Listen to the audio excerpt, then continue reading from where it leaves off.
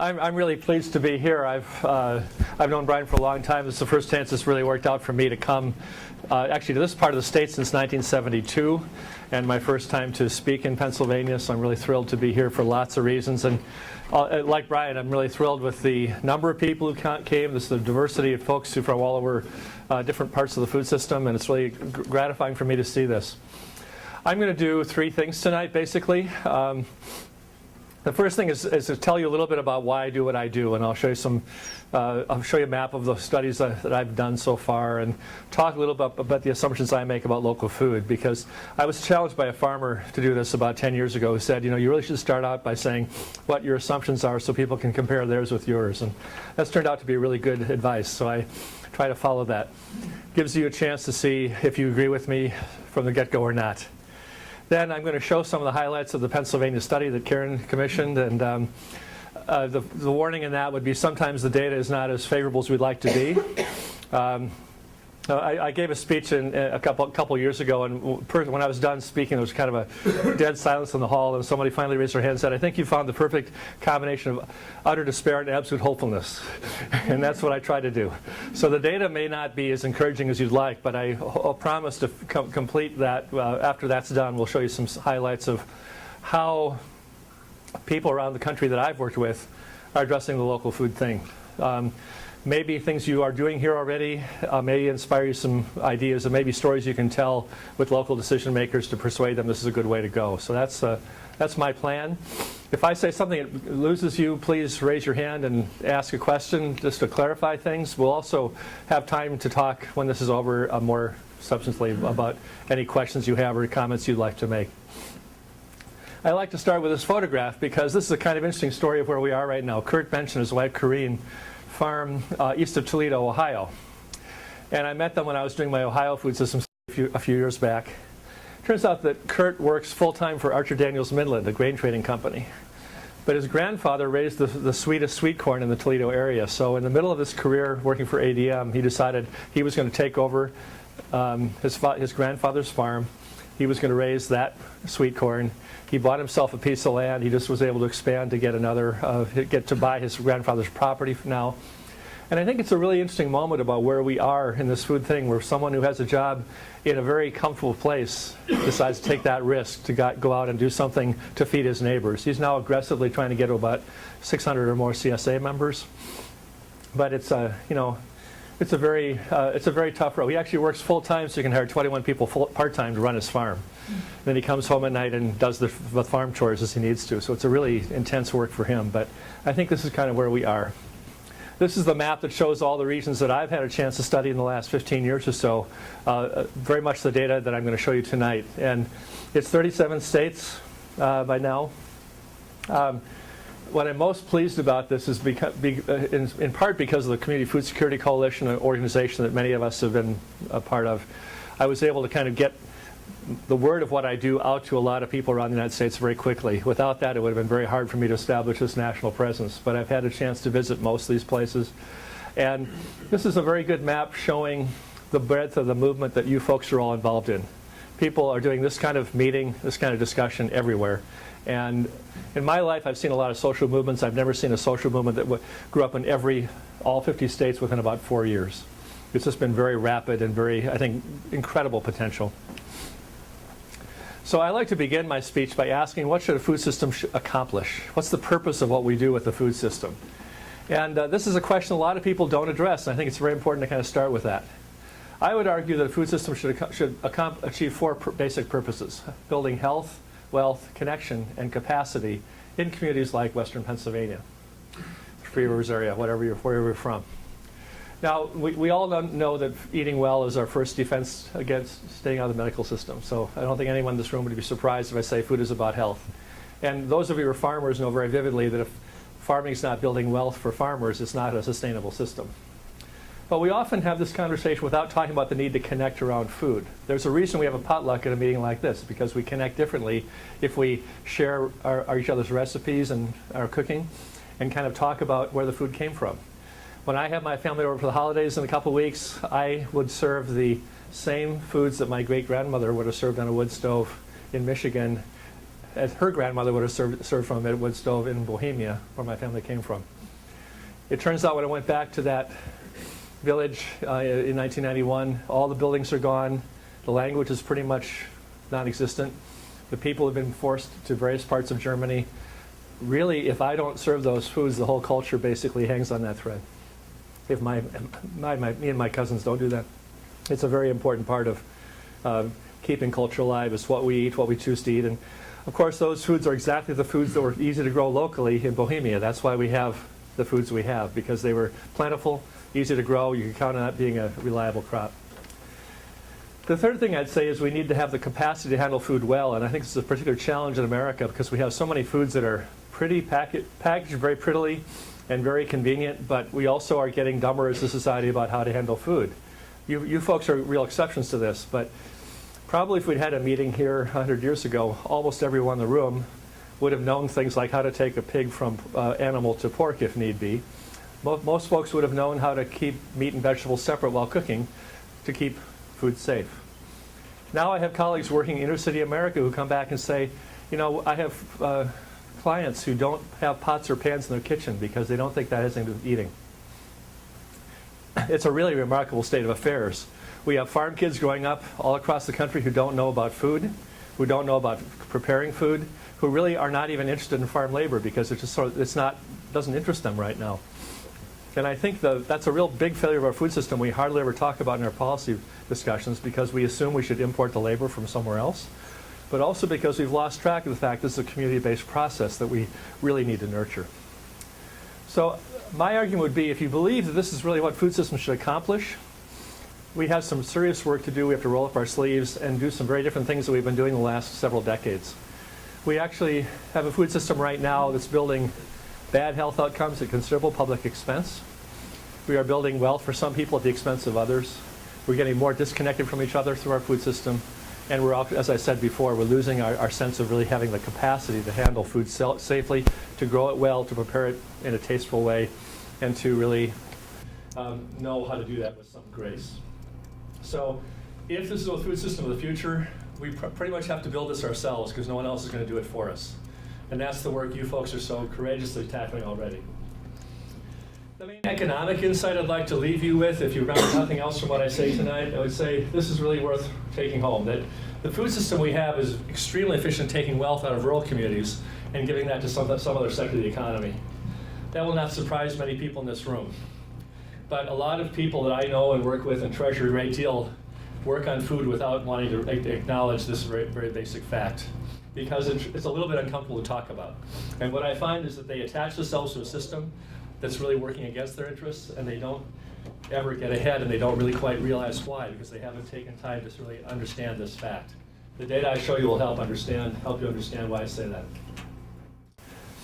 The other argument I make, what we call probably the best thing I can do to promote economic recovery as a whole. I think what you are doing is really at the heart of American recovery, about refashioning a society where we actually learn how to do business in a way that builds a stronger community. If we can't do it in the food system, I don't know where we can do it in this country. This is extremely important work. The final thing I'd say, though, is that when I use the word local, for me it's a shorthand. We've been talking all day about how do you measure the impact of local food, and one thing we've concluded pretty clearly is it's about miles, but it's not only about miles. It's not simply how far the food travels. It's also the quality of community connections you build as you trade food. And that's really at the heart of the whole project we've been working on. My sense is that our goal is to build community-based food systems, which you could also conceive of as what I call a food web, where people do business by connecting with each other, and they share information with each other. They share a sense that we are doing business to create a stronger place, not simply to make money, although we want to make money too. I think if we do this well, we're going to find our food miles going down very clearly. But my goal isn't necessarily just around the mileage the food travels. It's about something broader than that. That's all been abstract. So let me tell you a little example of what I mean from Ohio. This is from Athens, Ohio. This was the closest example I could come from, and actually was very prescient tonight, as you'll see very soon. About 30 years ago now, some people in Athens, near the University of Ohio, started saying, you know, we'd like to grow food. We'd like to grow food for people we know. And some of those folks started a farm, and they went to the farmer's market to find customers who would buy that food, very much like what a lot of you folks do. A couple restaurants organized in Athens, Crumb's Bakery, that featured locally raised foods in local pastries, and Casa Nueva, which is a Mexican restaurant using local ingredients. Those two businesses still do business on downtown Athens, Ohio today. They tried a cooperative grocery store, and that didn't work. It rumbled along for a few years and failed. And some people sat down after that and said, you know, what could we do to intervene to create a system in which it was more likely that a co-op grocery store like that would survive rather than fail? How do we create a system that's more favorable to what we're trying to do? The decision they made was very interesting. They thought long and hard about this, and they said, what we're going to do is put a community kitchen in a low-income neighborhood of Athens. So a group called ACENET, Appalachian Community Enterprise Network, formed a community kitchen, and they said to low-income people, if you have a salsa recipe or a jam recipe from your family, bring it in, and we'll surround you with technical expertise. We can help you get from an idea to a branding campaign, to a label, to a business plan, to the facilities you need to make that commercially viable and safe. We'll have a certified chef on staff to help you with that process. It also turns out that many local restaurants came to this place because they could buy all the tomatoes they needed in season and put up those tomatoes in tomato sauce for the entire year because there was a commercial kitchen nearby that they could rent fairly easily. So it became a resource for restaurateurs, for low-income people. They're now spreading this idea to other towns in Appalachia, having a community kitchen, because they realize that the facility of having the ability to make choices, to process and add value to your own food, is pretty critical to having a self-sustained food system.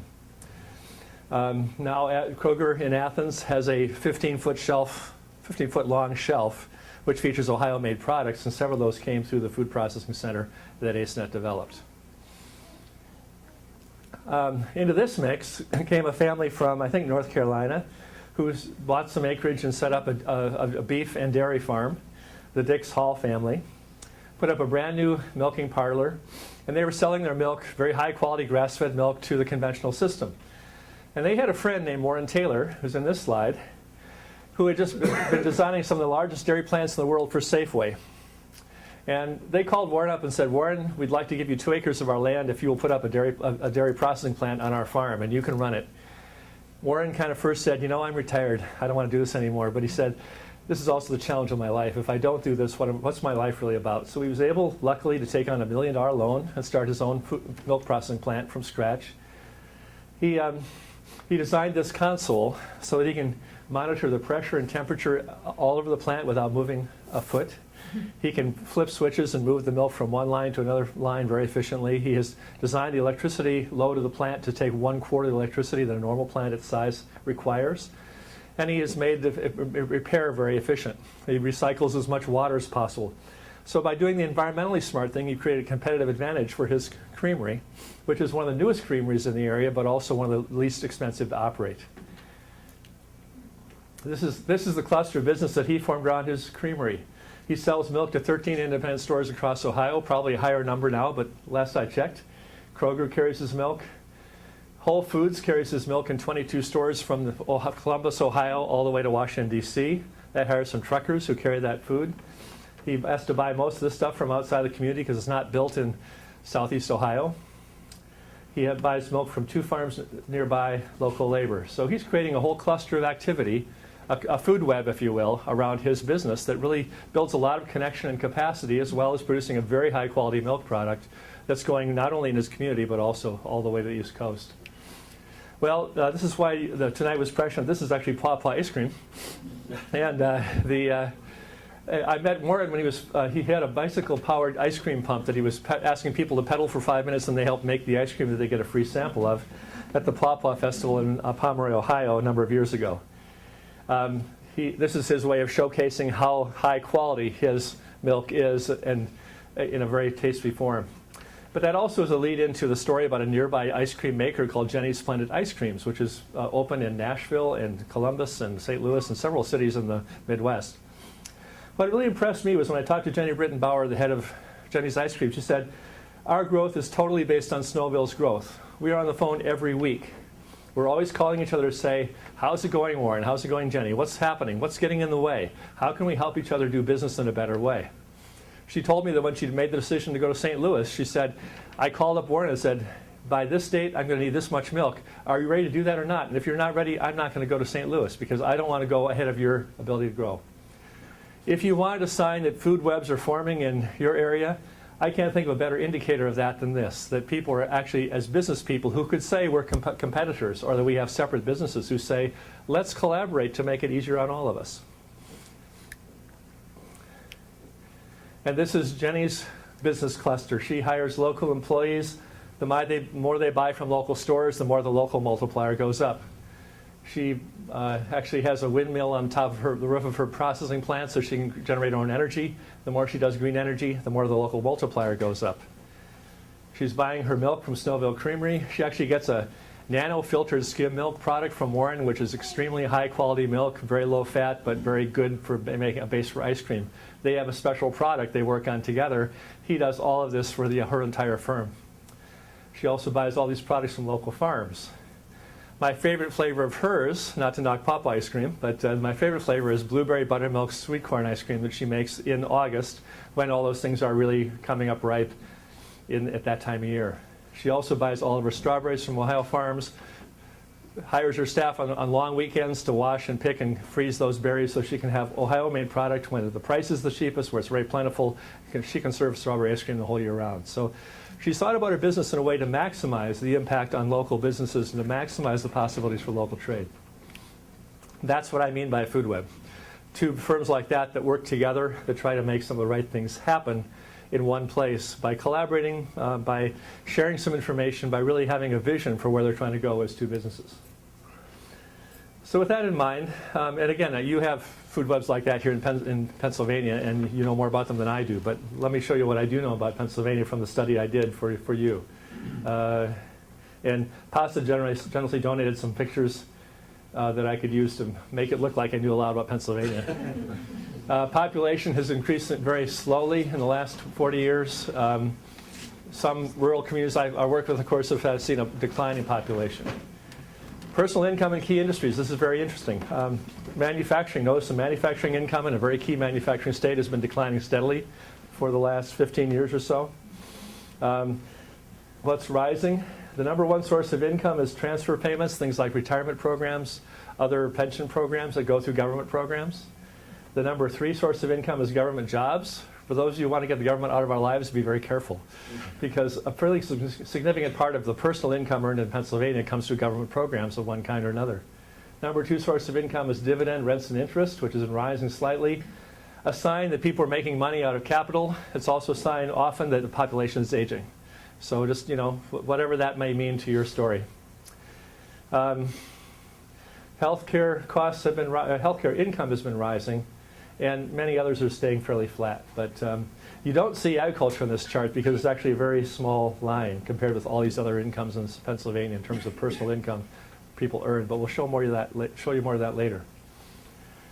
One troublesome trend is that 1 of every 4 people in Pennsylvania lives below the poverty line at which children qualify for free and reduced lunch at school. And this is a humbling statistic in America because we say we feed the world.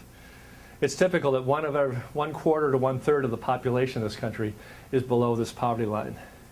And I think it's very hard for me to square the sense that we have people, especially in places like Indiana and Ohio, saying, we feed the world, we have to keep exporting food when our own population is really struggling to eat.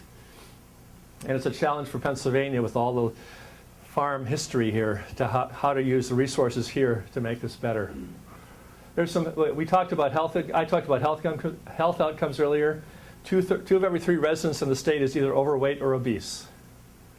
10% of the residents are diagnosed with diabetes. The medical costs for overweightness and diabetes total $10 billion a year. That's what your state is spending for the cost of the diet we have. How long do you want to keep doing that?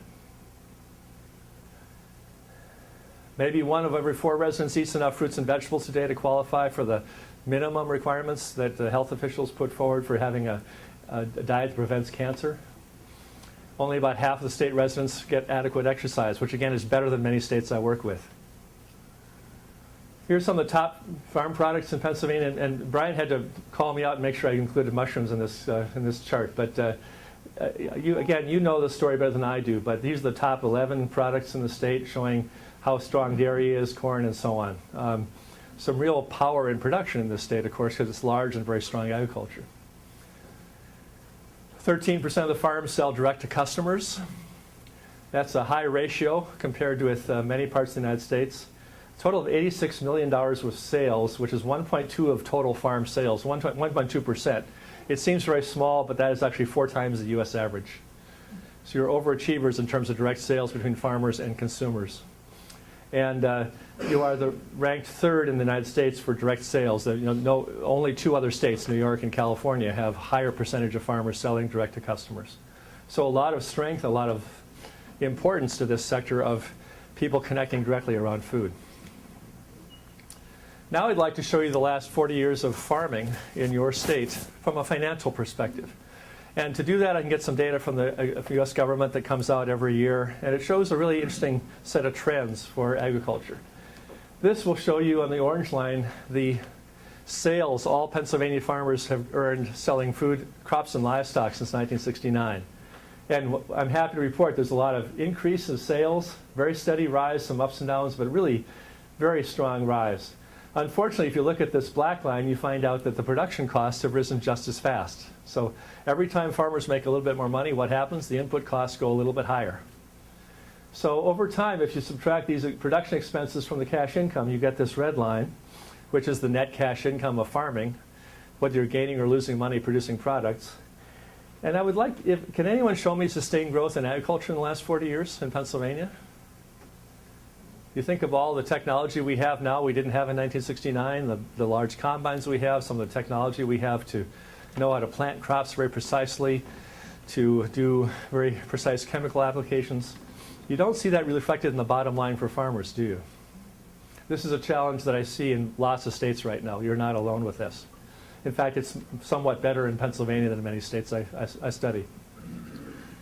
At the same time, it should be remembered that this data is not adjusted for inflation. And that would really make a difference in what the data shows, because the value of the dollar today is 1/6 the value a dollar had in 1969 when this chart was started. So I think it's important to adjust this for inflation, to ask a slightly different question. How hard does a farm family have to work today to earn $1 compared with 1969? Same data, adjusted for inflation. Some very different trends appear. First of all, we notice that farm expenses peaked in 1979 or so, and farmers did a really good job of reducing their expenses, partly because farmers got out of farming, partly by being more efficient as farmers. But the cash return has sort of fallen in turn, except for the last few years, and this is fueled mostly by increase in corn prices the last couple of years, which really boosted grain prices across the board. And that now has fallen down. I mean, the corn prices, as you know, are quite low again. But I think when you see this, you see that basically farming is a little bit worse off today than it was in 1969 once you adjust for inflation. In fact, if you total this up, farmers make $920 million less farming today than they did in 1969. And at the same time, they've generated an $11 billion surplus for the state of Pennsylvania by producing crops and livestock. So kind of classic case. And this is not really your farms. This is more the conventional, this is the commodity farms that we're seeing. But working very hard. Farmers have doubled productivity over this time. The return financially is just not there. In fact, farm income is sliding compared with what it was 43 years ago. How do farm families make this? To summarize this, farmers produce about $6.3 billion of commodities per year. Compare that with $10 billion spent on diabetes and overweightness. Don't even produce enough food in this state to cover the cost of the diet we have. The good news is that it only costs $5.8 billion a year to raise those products, a net gain of $500 million a year. That's an average from 1989 to 2012. So a fairly substantial gain coming in to the farm sector. But what really turns the story, I think, is that farm families earn about $300 million of farm-related income. It turns out many farmers discovered they can make more money renting out land than farming it. And this is the income stream that comes from that. And federal farm supports are a little bit smaller force here than they are in many states because you're not so dependent on corn and soybeans. But still $100 million come in from public sources to help farmers compensate for some of the decline of the farm economy. The real answer for many farmers is the same answer a lot of you folks have, is that someone works off the farm to have health care benefits, to have a more even income that evens out some of the ups and downs. And I think I dwell in this data primarily because I know a lot of policymakers who say this local food stuff is nice, but you can't make a real living at it. Some of you folks know that's false, but there are people with that impression. And I hear people saying, well, it's only a part-time livelihood. Well, that's what we have in the mainstream farm economy, is a part-time livelihood for many farmers. And until we recognize that, it's very hard to kind of know how to think right about agriculture. If you separate the orange line from the previous charts in income from livestock and income from crops, you see the crop income has basically been pretty steady for the last 40 years. Again, with all the new technology we have, not much real improvement in farm income once you adjust for inflation. What's really changed, and again, you know this better than I do, is the cattle industry, the dairy industries have declined. People have gotten out of farming because the margins are not there. People have retired from farming. So what you see is this decline of the farm economy is really fueled by the inability to make money raising livestock in places like Pennsylvania, which have such a rich tradition of livestock production. And this is, of course, tied to the centralization of the industry, so that large feedlots make it very difficult to make the payments you need to make by farming on a small scale. This shows this a little bit more vividly. You see most of the decline is due to decline of dairy sales. This is cattle and calves holding, well, not quite steady, but since 1995, a real decline in cattle sales over time. Poultry sales is about the same now, has been the same for the last 45 years or so. And hogs and pigs, small, but holding steady. So what's fueling the decline really is the demise of the dairy industry in a very strong dairy state. On the crop production side, corn sales have risen as the corn prices went up. That's going to fall down next time we get a set of data. Soybeans were rising as soybean prices rose according with corn prices. Wheat is pretty much low and steady. I also like to look at what farmers spend their money on. This is the black line we had in the earlier charts broken down into what farmers spend their money on. And again, you see the amount of feed purchases has declined over time as people have gotten out of feeding livestock, either for dairy or for cattle. Labor costs have held pretty steady. There's some ups and downs there, but they're pretty much the same now as they were in 1969. Livestock purchases have gone down. There's a little bit of rise here, again, as livestock prices rose the last few years. But the real reason I slowed the slide is not to look at individual lines, but to ask you a slightly different question. How many of these farm inputs are produced here in Pennsylvania? How much of the purchased feed is produced here in the state? Some? Most. None? Most. Most, okay, good. That sets you aside from many states. Labor's partly local, very often very hiring local people. How much of the oil that you use for your tractors is actually refined here in Pennsylvania and sold to your farms? Some. You have a oil production here. Chemicals and fertilizer, about $500 million a year, well, $450 million a year spent just on the chemicals needed to farm. Most of this, I suspect, is not being produced inside the state. To some extent, we're tracking money that's spent on inputs that come from outside of Pennsylvania instead of inside the state. And my calculation would be, the other thing I think is very interesting is that the sales of greenhouse and ornamental products has really risen in 1975 or so and held very high. I think this is a kind of sign of perhaps the mushroom industry, but more likely just suburban expansion and people buying landscaping products for their homes. So to summarize, farmers gain $500 million producing their crops and livestock, and they gain $100 million in subsidies. My calculation is that farmers spend about $3 billion buying farm inputs that are sourced outside of the state. That's money that goes away even if farmers make money. And I think this is a very cautious estimate. And it turns out that the consumers in the state are spending $33 billion buying food that's sourced outside of Pennsylvania. So a huge flow of money away from Pennsylvania as people eat food from distant places while farmers are struggling to sort of sell food to local markets. $600 million gain. It turns out you get to about a $36 billion loss total, maybe $35.5 billion leaving the state every year. And I think this is sort of one of those numbers that's both very frightening but also an incredible opportunity, because the more we can localize food, the more we can say that money that we're already spending in this state can actually go into the pockets of farmers here, into input dealers here, into a whole complex web of industries that are food related for the state of Pennsylvania. Well, I want to show you similar data for the United States as a whole. Same chart, rising sales. This is 80 years of data now for the United States, going all the way back to 1929. Rising sales, rising expenses. Again, in the country that feeds the world, can you show me sustained growth for agriculture in the last 80 years of farming? It doesn't really show up in this data, does it? If you adjust that for inflation, you see, again, farmers holding costs pretty steady until the corn boom. Cash income declining until the corn boom. But this is a remarkable number. This is now data from 2011. It turns out the net cash income from farming in 2011 in the United States was lower than it had been in 1929, after 9 years of a rural depression in the United States. That depression, any economist who looked at agriculture would say, was a major cause of the Great Depression that settled in October of 1929.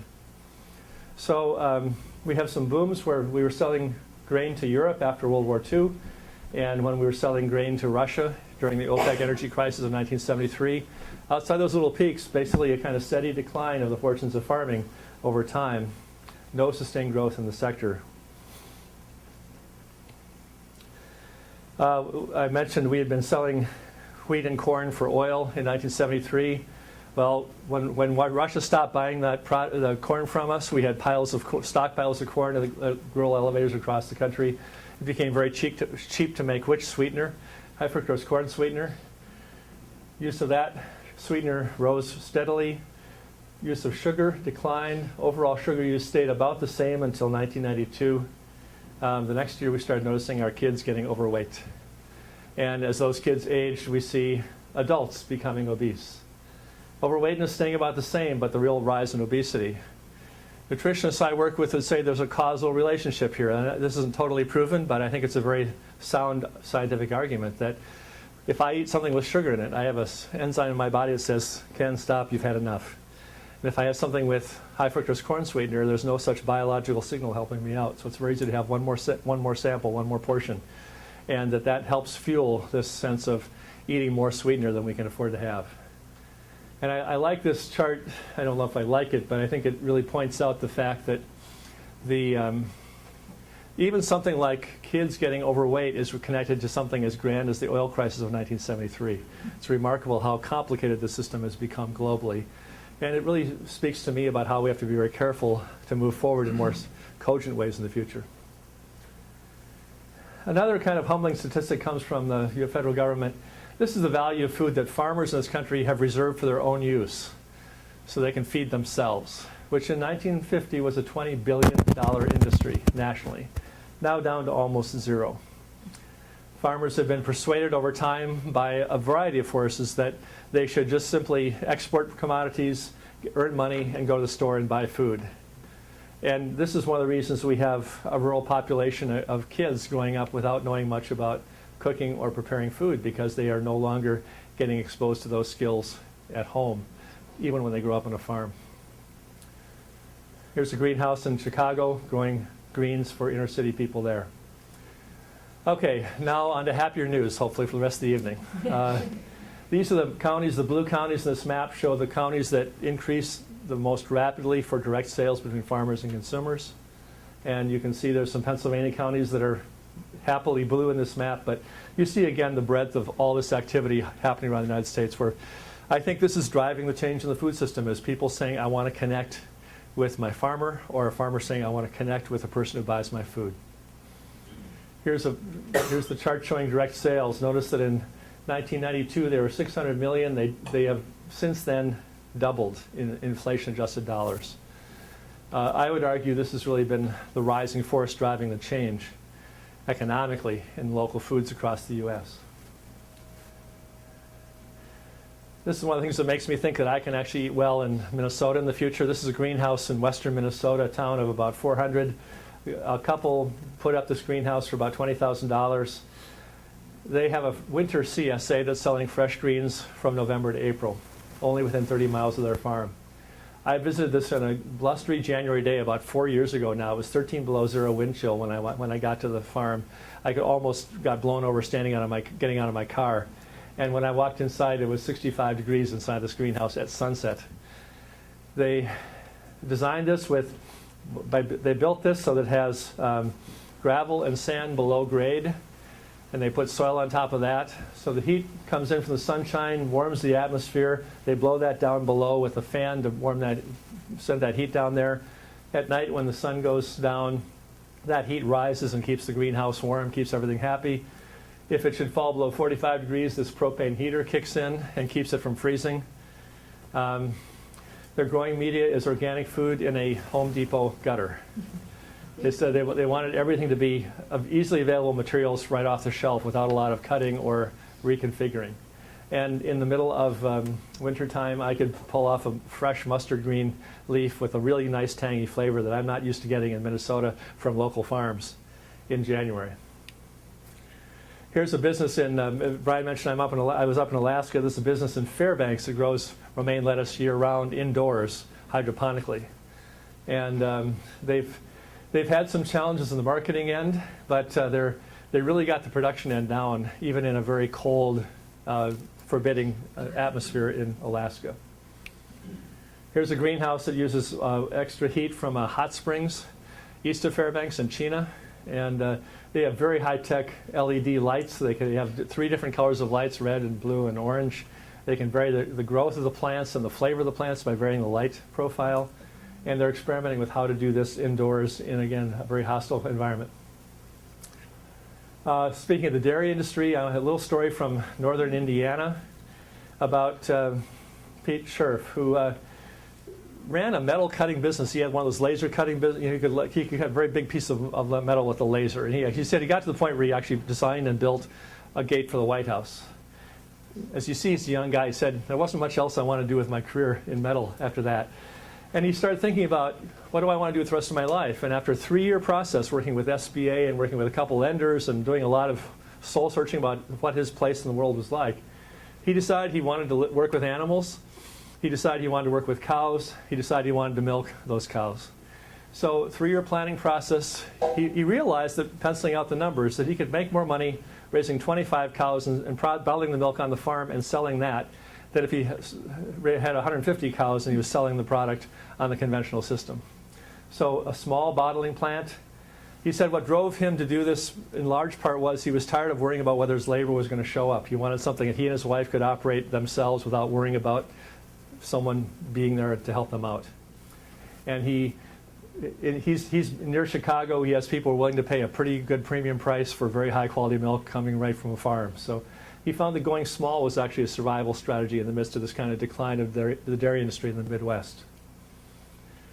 Organic food sales have been rising in some of the same parts of the United States as the direct sales. One real significant difference here is southwest Wisconsin, which has become a national center of organic food production. And this is in some part fueled by Organic Valley, which is a cooperative of cooperatives based in a town of about 500 people called Lafarge, Wisconsin. People are driving an hour and a half, 2 hours daily to go to work at this factory because it's one of the few, at this plant, which is one of the few places that has well-paying jobs in the area. This is their sales chart, and I want to compare that with the economics we saw nationally. They don't report their expenses, but they say they've made at least a 2% profit every year. So this is a sales chart, but it also shows that those profits have been holding fairly steady over time. The percentage means that it'll be a higher number now, higher profit now than it was when they started. Almost $1 billion corporation. In 1988, Organic Valley was 8 farmers in a living room sitting down together and saying, this isn't working for any of us. What are we going to do to reconfigure the economy so we can get a better slice of the action? And now, this many years later, they have that has grown into $1 billion cooperative of cooperatives. A lot of you may know Will Allen, who formed Growing Power in Milwaukee, former professional basketball player who took his savings when he retired from basketball, invested in this greenhouse in suburban Milwaukee as a place to train urban youth how to farm. First product was earthworms, feeding organic food scraps from the city of Milwaukee to legions of earthworms in soil, drying and pelletizing their manure into a commercial scale fertilizer product that can be applied by machine on Wisconsin farms. If someone had told me 20 years ago that inner city youth would be in Milwaukee would be producing fertilizer for Wisconsin farms, I would have thought that very curious. But it's been happening for about 10 or 15 years already in the city of Milwaukee. And some other benefits. This is a fish tank where youth manage a herd of tilapia fish that eat some of the plants. The manure from this water, in this water, gets poured on plants nearby. Kids learning work skills, environmental cycles, learning how to run a business to sell hundreds of thousands of dollars of product off an urban farm. A very rich educational experience for thousands of youth now.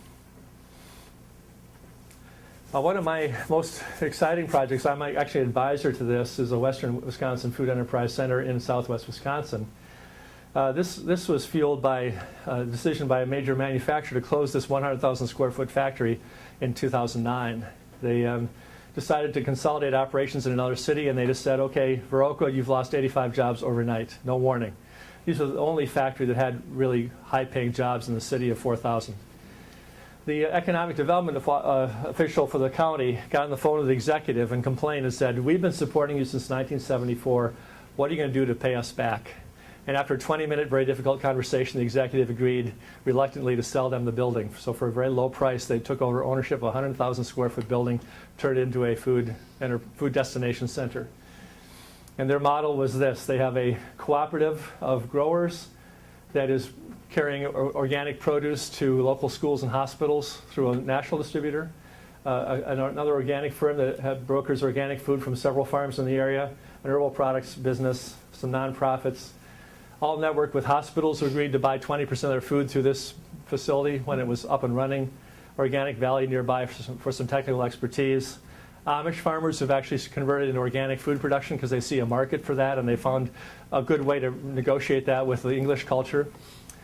Meat processor across the street, local food co-op that contributes their expertise, and schools that are buying from local farms as well. Again, this is a food web of a classic variety forming in Viroqua, Wisconsin, taking what could have been a real disaster turn economically and converting it into a very strong new regional resource for the region. They now tell me that in about 3 years they think they will have replaced all 85 jobs that were lost with jobs in the organic food sector through this building, which is a remarkable turnaround in something like 8 years. Part of that was forming this hybrid cooperative called Fifth Season Co-op, which has on its board farmers, a national distributor, hospitals, the Food Enterprise Center itself, and the workers in the co-op.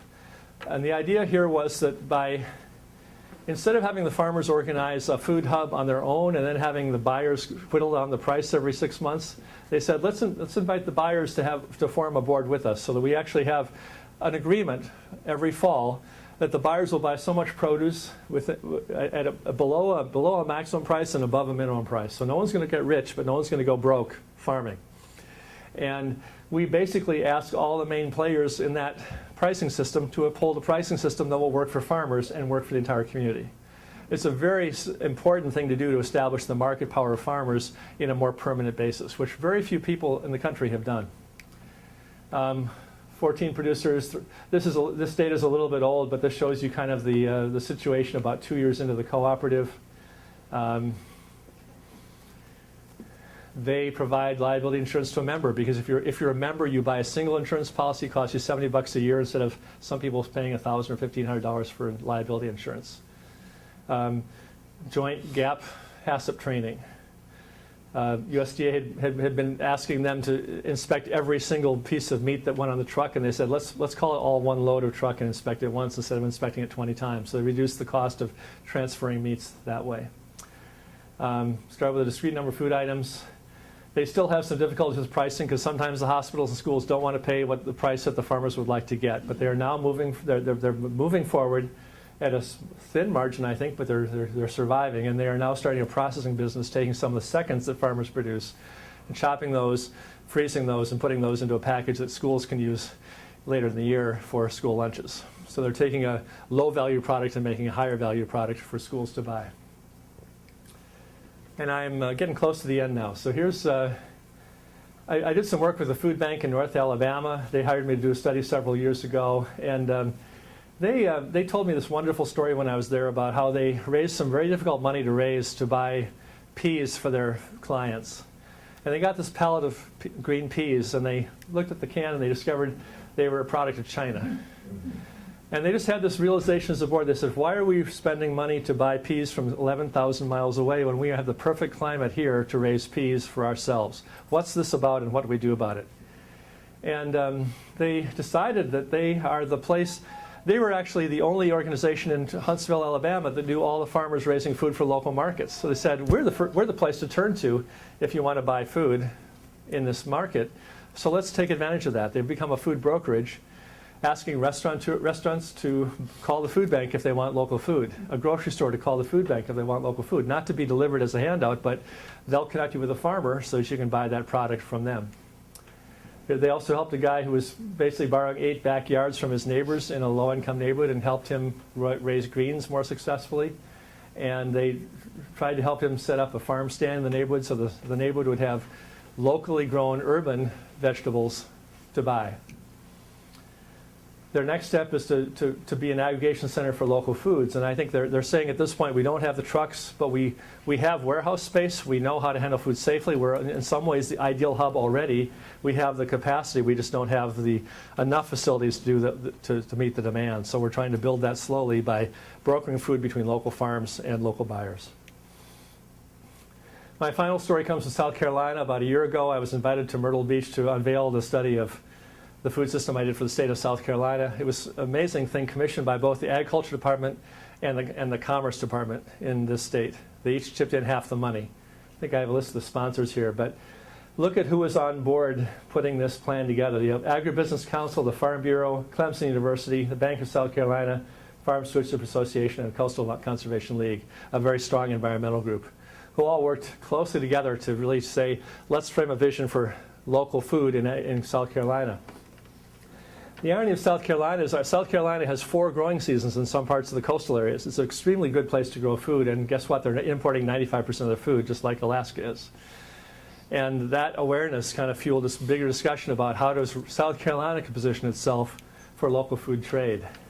And again, we saw the same thing. We feed the world in a very real respect, high-quality tomatoes and peaches going all up and down the eastern seaboard, probably competing with some Pennsylvania farmers.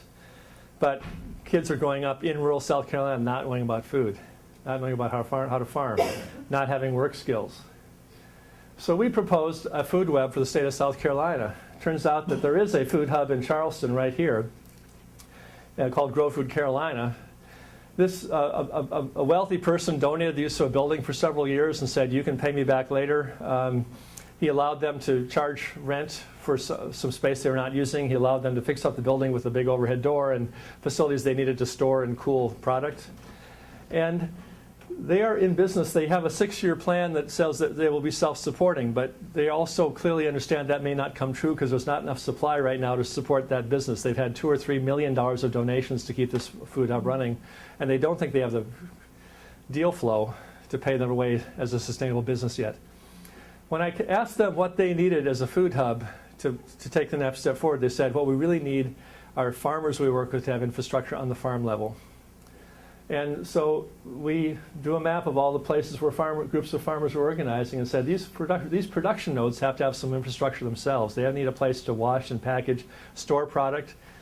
The food hub said, if we could come by to these places and pick up a pallet of stuff that was already done for us instead of having to spend 2 hours with them showing them how to do that before we take it back to Charleston, they'd be better off. They'd be making more money. They'd have a different palette of choices.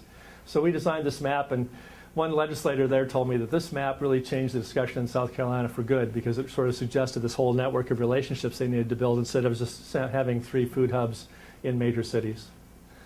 One little prototype we had, and I think this is not going to be news to a lot of you, but we talked about a 30-acre parcel of land with 1 packing shed for several farms. This could be an incubator farm that share the same common facility. Notice if you have farmers sharing that facility, they tend to work in a more collaborative way. They tend to have some reason to learn how to even out some of the individual temperaments they might have. This is a model for how this could look. We thought for about $350,000 you could put up this barn in a pole shed that would have utility room, commercial kitchen, distribution space, washing and storage, staging area, and offices for the farms. And over time, as people use that incubator farm, as they use that space, as they learn how to populate that well, and as they graduate from the program, they may still come back there and make use of that and have a kind of ongoing relationship with a place that creates local efficiencies in food trade.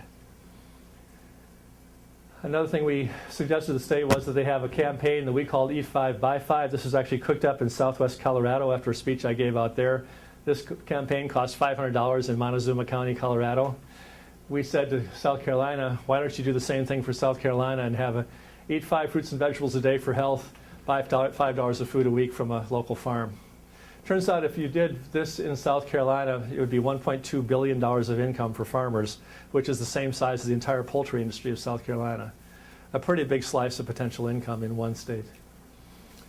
So that's some of the stories from the field that I have from my traveling around. And that's my best guess about how we build in our communities health, wealth, connection, and capacity. I know from the day I've had here that a lot of you are doing this work already in a very visceral way, and you have a lot of advanced techniques here that other parts of the country do not have, and I'm really thrilled to learn about those. But hopefully this gives you a few economic arguments to make as you talk about why what you're doing is important for reframing the economy as well as for feeding people in this part of Pennsylvania. If you need to track me down, this is how you do it. Thank you very much.